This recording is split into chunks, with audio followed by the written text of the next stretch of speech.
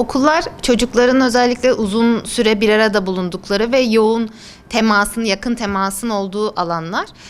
Bu sebeple de tabii bulaşıcı hastalıklar açısından yüksek riskli alanlar olarak değerlendiriliyor. Bulaşıcı hastalıklara baktığımız zaman viral hastalıklar, bakteriyel hastalıklar ve paraziter hastalıklar hepsi çocukluk çağında bulaşıcı olarak okullarda görülebiliyor ve epidemilere sebep olabiliyor.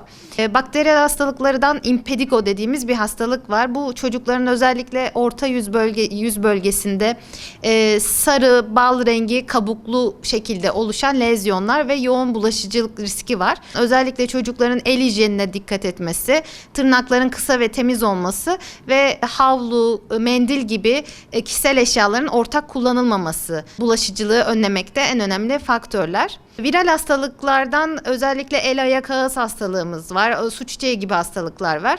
El ayak ağız hastalığında da ağız, el ve ayaklarda döküntüler şeklinde görülüyor. Aile özellikle bu tür döküntüleri gördüğü zaman çocuğu bir doktora gösterip daha sonrasında tedavi almasını sağlamak, bu sürede okuldan uzak tutmaları gerekiyor. Su çiçeği gibi hastalıklarda aşılama en önemli koruyucu faktör. Mutlaka devletin belirlediği aşı takviminde nasıl yer alıyorsa o şekilde aşılarını yaptırmaları gerekiyor. Onun dışında da sınıfların sık havalandırılması, hijyen, bunlar önemli faktörler arasında yer alıyor. Okullarda özellikle sık rastladığımız bir diğer hastalık uyuz hastalığı. Uyuzda çocuklarda şiddetli, gece artan bir kaşıntı olur. Özellikle karın bölgesi, parmak araları, koltuk altı ve kasık bölgeleri gibi bölgelerde yoğun kaşıntılı minik döküntüler görülür. Özellikle 10-15 dakikalık yakın ten temasıyla bulaşır ve beraberinde kıyafetlerin ortak kullanılması sebebiyle çocuklarda da bunu sık görüyoruz. Oyun oynarken el ele tutuşma gibi aktiviteleri oluyor ve bu sebeple de çocuklardan çocuklara sık bulaşıyor. Onlar da ailelerine bulaştırabiliyor.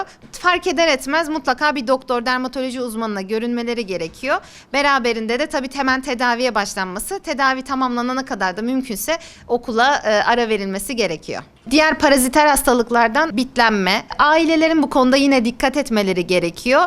Çocukların yine yakın kafa teması, ortak atkı, bere gibi kıyafetlerin kullanılmasıyla genelde bulaşıyor. Orada da ense bölgesinde, kulak arkalarında şiddetli gece kaşıntıları, akşam artan bir kaşıntı yine oluyor. Ailelerin saçlarına baktıklarında beyaz, küçük, grimsi beyaz sirkelerin görülmesiyle mutlaka tedavi almalarını sağlamak gerekiyor.